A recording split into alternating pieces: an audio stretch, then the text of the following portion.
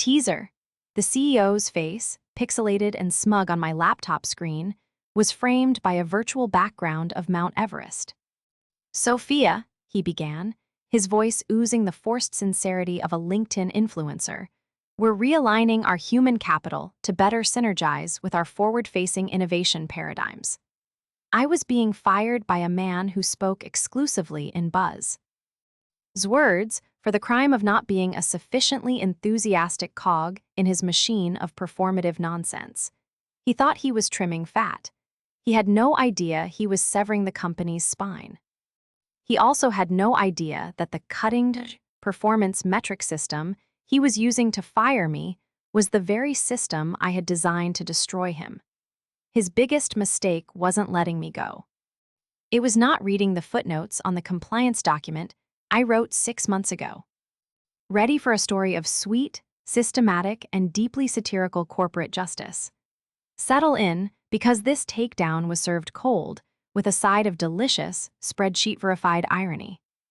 Part 1, The Gospel According to Ethan, or Death by 1,000 Synergies. The email invitation had been titled Mandatory Performance Alignment Sync.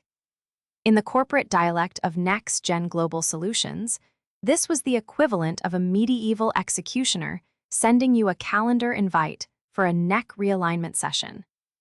I clicked accept with the quiet resignation of someone who has seen this particular brand of theater before. I sat in my home office, the morning light casting a clean, warm glow on my minimalist desk. A single, perfect orchid stood in a small ceramic pot. My matcha was whisked to a frothy, vibrant green in a bowl beside my keyboard. Outside my window, the city hummed with genuine productivity. Inside the Zoom window, a circus was about to begin. Ethan Anderson, our CEO and chief visionary of Vapid Concepts, appeared on screen. Today's virtual background was, as mentioned, Mount Everest. It was his go-to for tough but necessary decisions, a visual metaphor so painfully obvious it felt like a parody. His hair was meticulously coiffed into a style I could only describe as startup founder chic. And he wore a Patagonia vest over a crisp button-down, the unofficial uniform of men who believe having an idea is the same as doing the work. Sophia, thanks for hopping on, he said, the words sliding out with a frictionless, practiced ease. 2 other faces were in the call. A stone-faced HR representative I'll call Janet of Legal, and my direct report, a junior strategist named Ben, who looked like a deer caught in the high beams of a fully autonomous electric vehicle. Of course, Ethan, I replied, my voice even. I took a slow, deliberate sip of my matcha.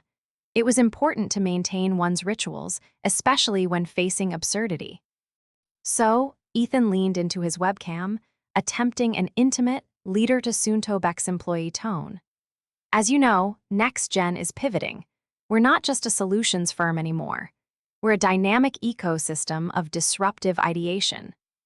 We're moving at the speed of culture, and to do that, we need every team member to be a fully engaged brand ambassador, a proactive synergizer. I nodded slowly, my face a perfect mask of neutral professionalism. Internally, my mind was translating.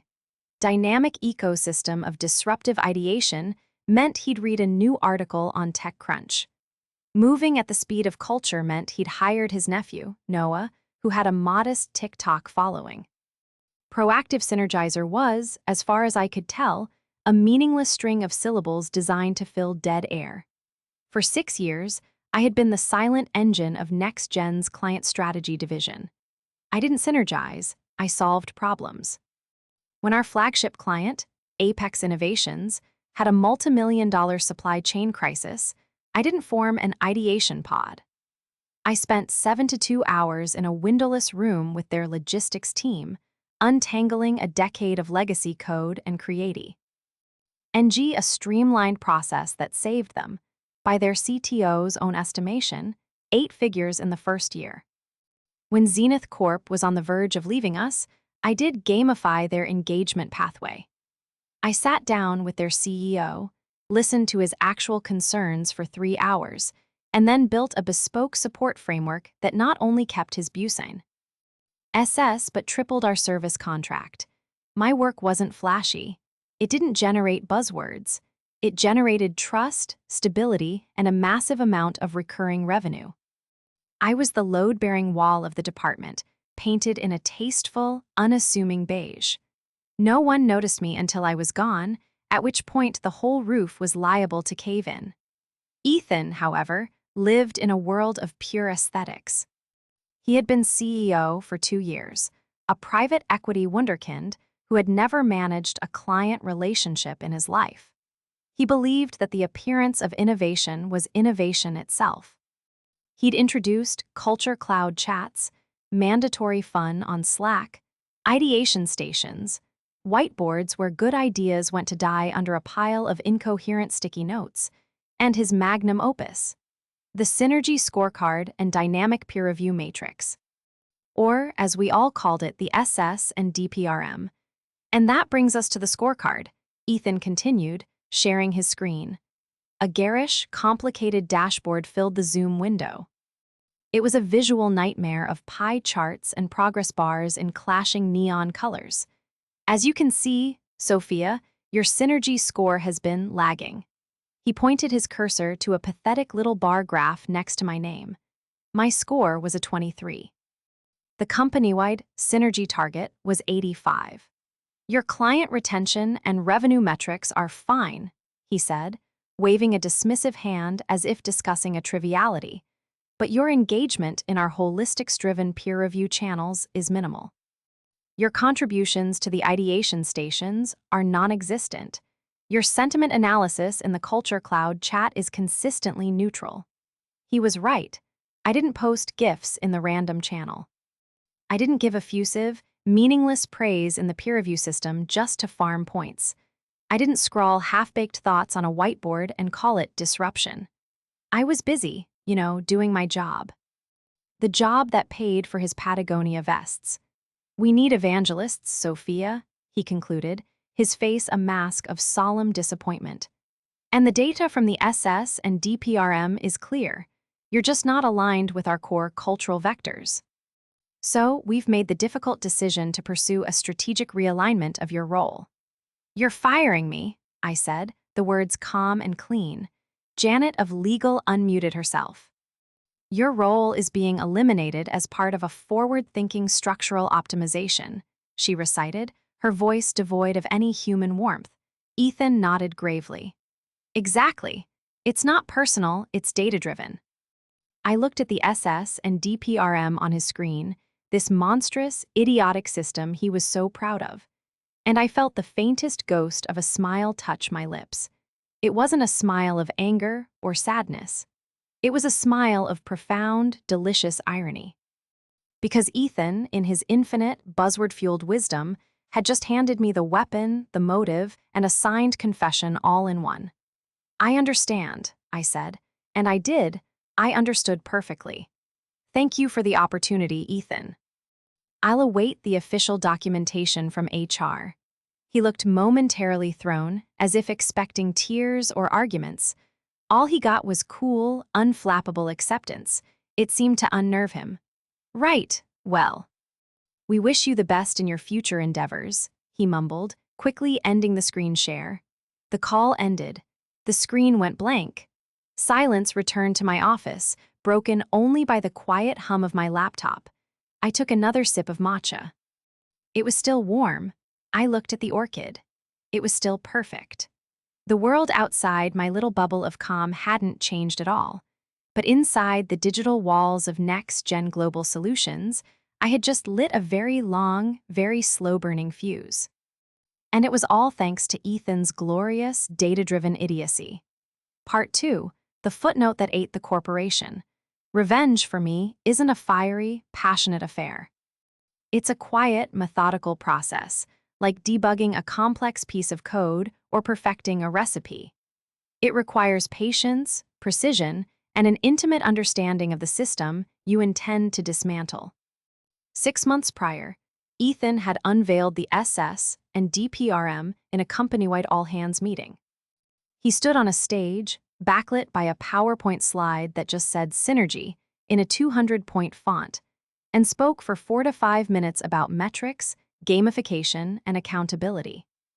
He called it a transparent, data-driven engine for cultural excellence. I called it a disaster waiting to happen. The system was a Frankenstein's monster of off-the-shelf HR software and custom code, bolted together by a team of overworked junior developers who were given a list of buzzwords instead of a coherent design document. It was designed to measure all the wrong things: enthusiasm over efficacy, visibility over value. It rewarded people for being loud, not for being good. A week after its launch, the system was already a buggy, confusing mess. Data wasn't syncing correctly. The scoring algorithm was opaque. People were spending more time trying to game their synergy scores than they were serving our clients. Ethan, of course, saw this chaos as dynamic engagement. During a team meeting, he'd lamented, "The backend metrics aren't integrating seamlessly. We need to optimize the data pathways." And that's when I saw my opening. Not for revenge, not then, for self-preservation. I knew, with the certainty of a seasoned strategist, that a system this flawed and subjective would eventually be used as a weapon. I needed to build a shield, or better yet, a mirror.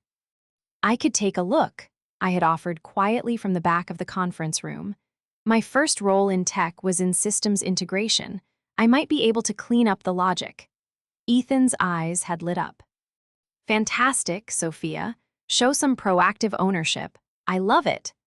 He was thrilled that someone was volunteering to do the boring, detailed work he couldn't be bothered to understand. He granted me top-level administrative access. It was like handing a master watchmaker the keys to a bank vault. For the next 2 weeks, I spent my evenings meticulously dissecting the SS and DPRM's code. It was worse than I thought, a tangled mess of conflicting commands and redundant processes. I did what I was asked. I cleaned it up, optimized the data flow, and made the garish dashboard run a little faster. But I also added something of my own. Deep within the system's architecture, disguised as a routine data validation module, I built what I privately called the Real Value Anomaly Detector, or the RVAD. It was an elegant piece of work. On the surface, it simply ensured that all data points were logged correctly, but its true function was far more sophisticated. The RVAD was programmed to perform a continuous, silent audit. It did something Ethan's system completely ignored. It cross-referenced the superficial, synergy metrics with the hard, cold, undeniable data from accounting and project management. It asked simple, brutal questions. Did that employee with a 98 synergy score actually close any deals this quarter? Did that highly engaged project manager bring their project in on budget? Did the department that spent all its time posting on the culture cloud chat actual? Why retain its clients? When the RVAD found a significant discrepancy, a team or individual with a sky-high synergy score but a demonstrably negative or stagnant impact on actual revenue and client satisfaction, it would log it as a high-value die. Discrepancy, that was the first part of the trap. The second part was the trigger. I combed through NextGen's corporate governance documents, the dense, boring binders of compliance protocols that Ethan had certainly never read. They were put in place by our board and investors, the grown-ups who actually cared about things like fiduciary duty and shareholder value. And there, on page 284, section 9, subsection B, I found it. A mandate requiring an automatic, high-level compliance audit if any internal performance system showed evidence of systemic data misrepresentation that could materially impact financial reporting. It was a standard, boilerplate clause to prevent fraud.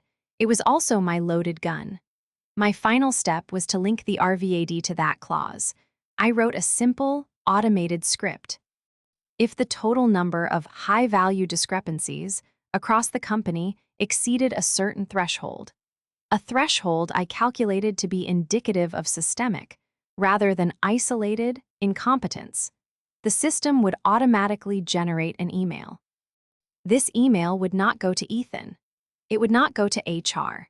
It would be sent directly to the personal inboxes of the 3 members of NextGen's board of directors, the head of our external auditing firm, and the company's general counsel. The subject line was programmed to be brutally anodyne. Urgent. Automated high-level compliance audit triggered internal performance metrics versus financial actuality. The body of the email would contain nothing but the raw, unassailable data. A list of projects and personnel with wildly inflated internal scores set against their disastrous real-world financial performance, along with a direct link to the compliance clause they were in breach of. I named the script System Health Monitor V2.1.js. I buried it in a folder labeled Legacy Code Patches. And then I waited. I didn't do it out of malice. I did it because I believed in professional integrity. It was a failsafe, a dead man's switch designed to protect the company from the very kind of hollow, performative leadership Ethan embodied. Now, sitting in my quiet office, my access to NextGen's systems officially revoked, I knew the failsafe was active. I had been fired using the very system I had armed. My own termination, citing my low synergy score despite my high performance, would be the first and most glaring, high-value discrepancy logged by the RVAD. Ethan hadn't just fired his most valuable strategist. He had, with his own manicured hands, started the countdown clock on his own career. All I had to do now was sit back, observe, and let the beautiful, inexorable logic of the system do its work.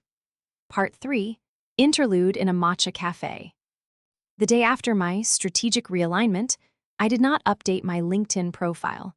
I did not frantically call recruiters. I did not wallow. I went to my favorite cafe in a quiet, sun-dappled neighborhood. It was the kind of place that valued substance over style, where the quality of the coffee beans was more important than the Instagrammability of the latte art. I ordered a pot of exquisite Gyokuro tea, opened my personal laptop, and began to arrange the chess pieces. My phone buzzed. It was a text from Liam Rodriguez, the CEO of Momentum Collective, our smartest and most respected competitor. Liam was the anti-Ethan, a quiet, deeply intelligent engineer who had built his firm on a reputation for relentless competence. He and I had served on an industry panel together a year ago, and we'd bonded over a shared, dry disdain for corporate theatrics. Liam heard a rumor. Is it true? Me, I am now exploring new opportunities to leverage my strategic expertise. Liam, he fired you, didn't he? That moron, my office, tomorrow, 10 a.m. We're not discussing a job, we're discussing your new department. I smiled. The first piece had moved itself into place. My next move was to compose 2 carefully worded emails. They were not angry or desperate. They were calm, professional, and devastatingly effective. The first was to Charlotte Martin, the CTO of Apex Innovations. Subject, a personal note. Dear Charlotte, as of yesterday, I am no longer with NextGen Global Solutions. I wanted to personally thank you for a wonderful and productive partnership over the past 4 years. It was a true pleasure helping your team navigate the supply chain overhaul. I wish you and Apex all the best. Sincerely, Sophia Wilson. The second, nearly identical, went to William Gonzalez, the CEO of Zenith Corp. I hit send on both and took a sip of my tea. I didn't need to poach them. I didn't need to badmouth NextGen. I had spent years building something far more powerful than a service contract. I had built genuine trust. All I had to do was inform them of the change in weather. They would draw their own conclusions about the structural integrity of the ship. 37 minutes later, my phone rang. It was Charlotte. Sophia, what in the fresh hell is this? She asked, her voice a low growl. Don't give me that polite corporate nonsense. Did that vest-wearing PowerPoint jockey fire you? My role was strategically realigned, I said, letting the sheer absurdity of the phrase hang in the air. Unbelievable, she sputtered. I just got an introductory email from someone named Noah Hernandez. He used the phrase vibe-based client engagement and included a link to his TikTok. Is this a joke? Noah Hernandez, Ethan's nephew, the speed of culture hire. I felt a surge of what could only be described as serene, cosmic amusement. Ethan hadn't just removed the competent pilot, he'd replaced her with a clown. I assure you, Noah is enthusiastic, I said, the driest statement I had ever made. Sophia, you are our supply chain system. The only reason we've stayed with Next Gen's outrageous retainers is you. You know our infrastructure better than half my own team. Where are you going? I'm meeting with Liam Rodriguez at Momentum Collective tomorrow, I said simply. Good, she said, her voice firm. Let me know when you land. We'll follow. And send me an invoice for a private consultation fee in the meantime. I'm not letting that TikTok kid anywhere near my servers. The call ended. Before I could put my phone down, an email notification popped up. It was from William Gonzalez. Subject, Ray, a personal note. Sophia. This is deeply concerning news. You are the sole reason for our continued business with Next Gen. Please advise on your next steps. Zenith Corp's business is with you, not your former employer. WG. The foundation was cracking. And I hadn't even done anything. I had simply stepped away, and the structure was beginning to groan under the weight of its own incompetence. Meanwhile, I could only imagine the chaos unfolding inside Next Gen. Thanks to a few loyal, junior-level colleagues who were feeding me intel, I had a front-row seat. The Slack channels, I was told, were a maelstrom of confusion. Ethan was posting frantic, upbeat messages in the main channel about their bold new direction, accompanied by a flurry of rocket ship emojis.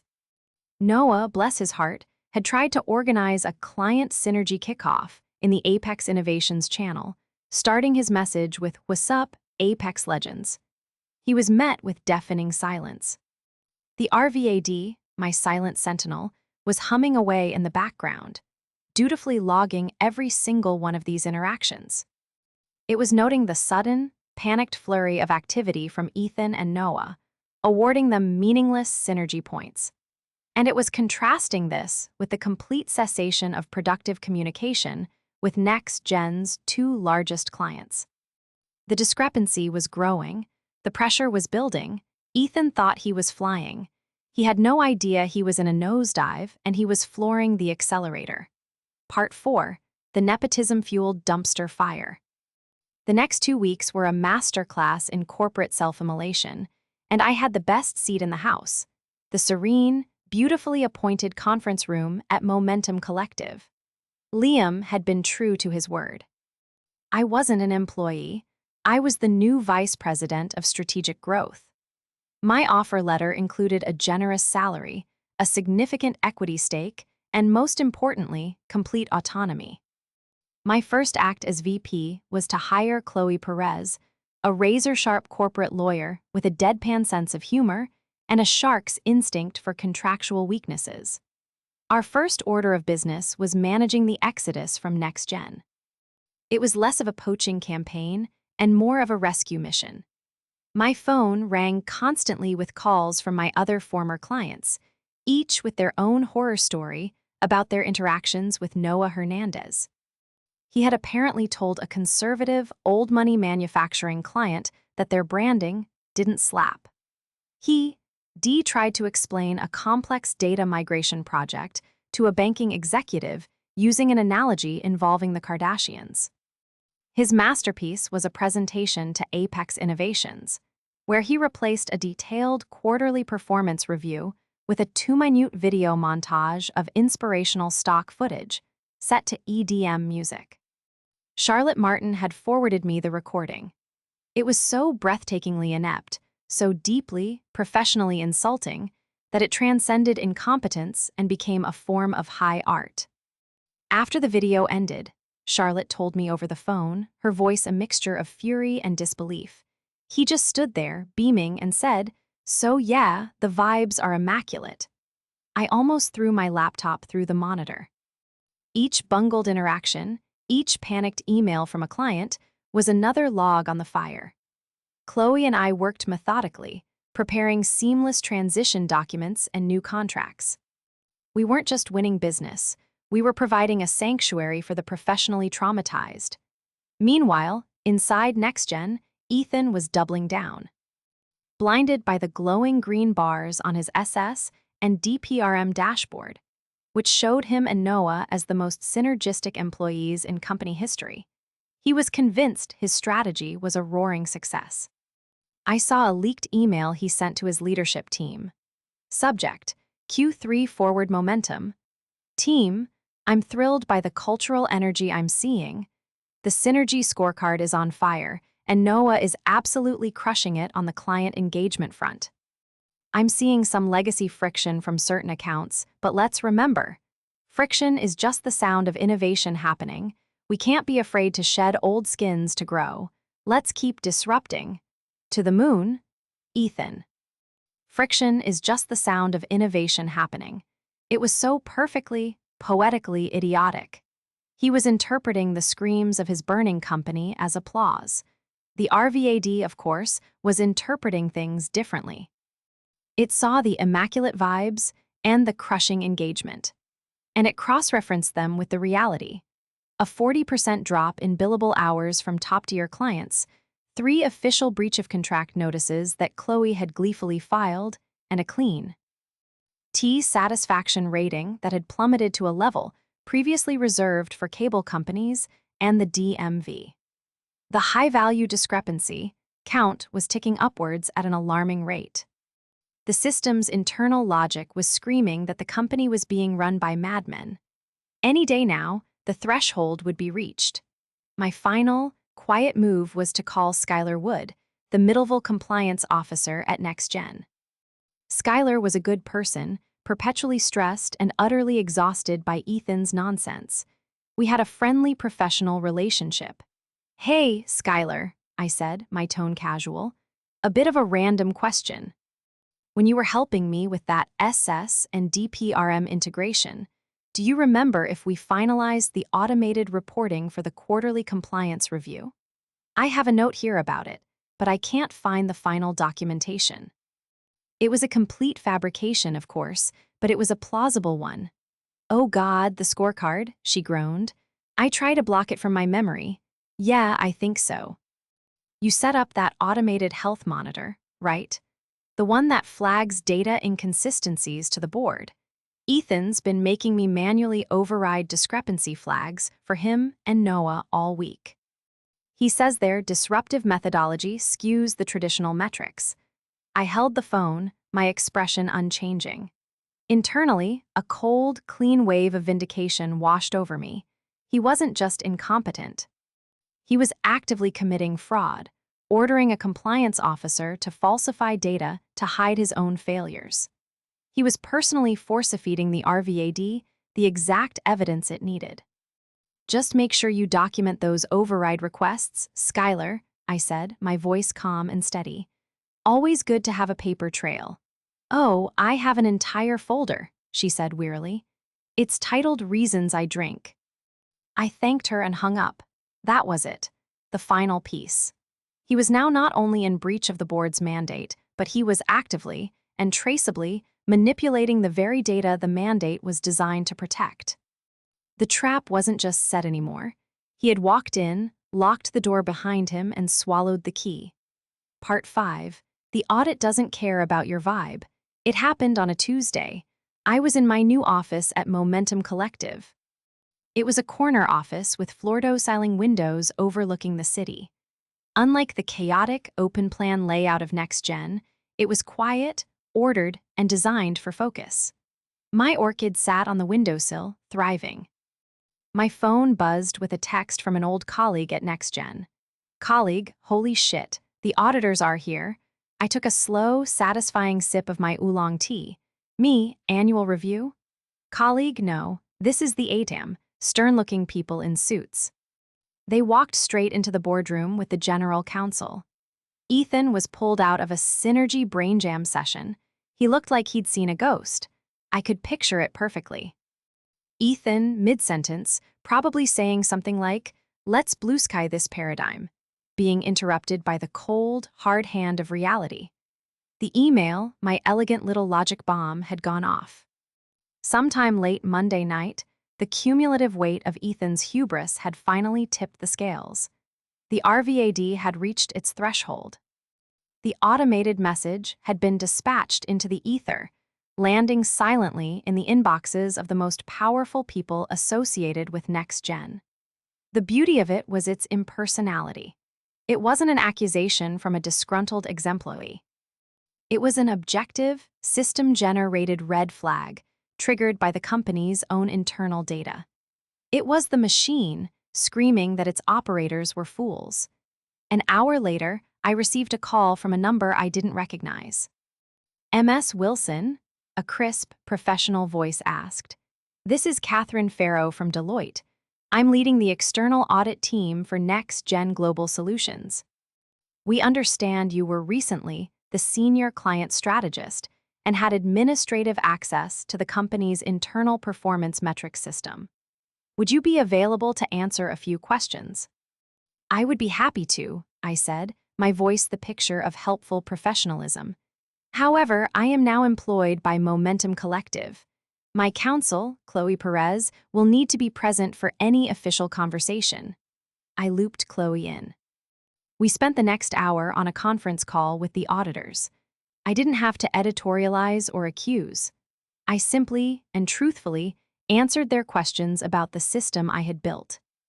Yes, the SS and DPRM was designed by the CEO to measure employee engagement, I explained. "And the real value anomaly detector?" Catherine asked. "That was your addition." "I referred to it as the system health monitor," I corrected gently. "I was asked to optimize the system's data pathways. I felt it was prudent, from a governance perspective, to ensure the engagement metrics were correlated with actual financial and project outcomes. It's a standard data integrity check." "And under what circumstances would you expect to see a high number of high-value discrepancies?" I paused, choosing my words with care. "You would see that in a scenario where the metrics being rewarded by the system, things like visibility, chatter, and peer review scores, were fundamentally disconnected from the activities that generate actual value for the company, such as lean retention, project completion, and profitability. So, in a scenario where leadership was rewarding performance over substance," she asked. "That would be one interpretation," I said, the understatement hanging in the air like a guillotine. The final question was the kill shot. "We have records from MS Schuyler Wood of multiple requests from CEO Ethan Anderson to manually override these discrepancy flags. Did you build an override function into the system?" "No," I said simply. "Any override would be a manual alteration of the database logs. It would be highly irregular and would, in itself, leave a clear digital footprint." Chloe cleared her throat. "For the record, my client's professional opinion is that any such action would constitute a deliberate misrepresentation of company performance data to stakeholders. But I'm sure you're already aware of that." There was a long silence on the other end of the line. "Thank you, Ms. Wilson. You've been very helpful," Catherine finally said. The call ended. Chloe and I looked at each other over our own video conference. A slow, satisfied smile spread across her face. "Corporate chess, not checkers," she said. "That was brutal." "I just built a system that tells the truth," I replied. "Ethan did the rest." The truth, as it turned out, was more than enough. Part 6. A cascade of reply-alls and a quiet smile. The downfall was not a single, dramatic explosion. It was a series of controlled demolitions, each one precise and devastating. The audit, armed with my testimony and Schuyler's folder of override requests, was swift and merciless. Liam, who had a contact on the Next Gen board, gave me the play-by-play. The board meeting was, by his account, a bloodbath. Ethan, stripped of his jargon and confronted with immutable spreadsheets, had completely fallen apart. He had apparently tried to explain that the catastrophic drop in revenue was just legacy friction, and that the vibes, according to his data, had never been better. He was presented with a printout of the email he'd sent to his leadership team.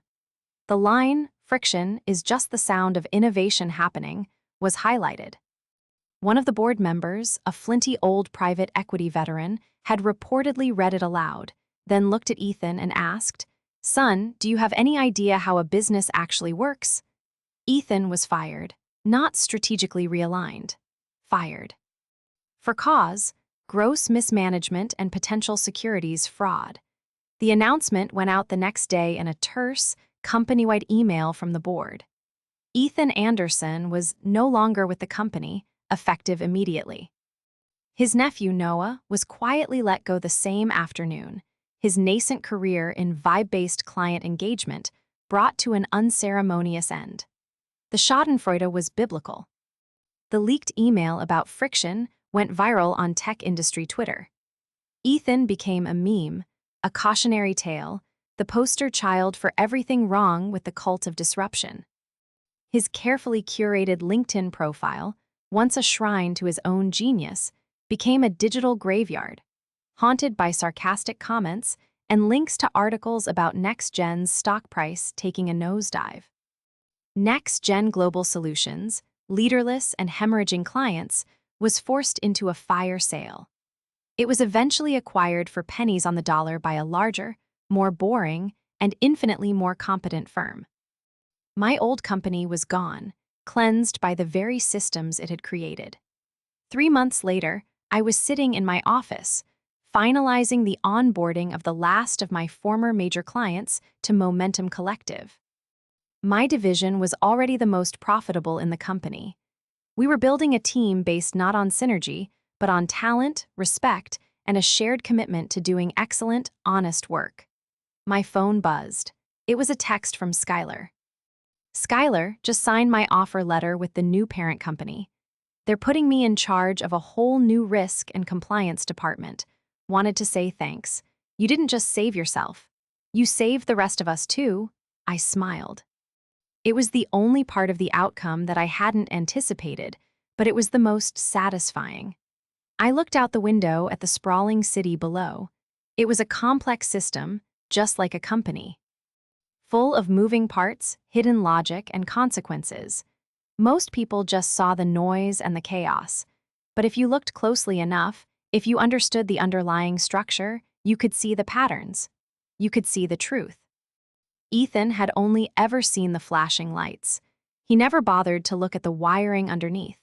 That was his mistake.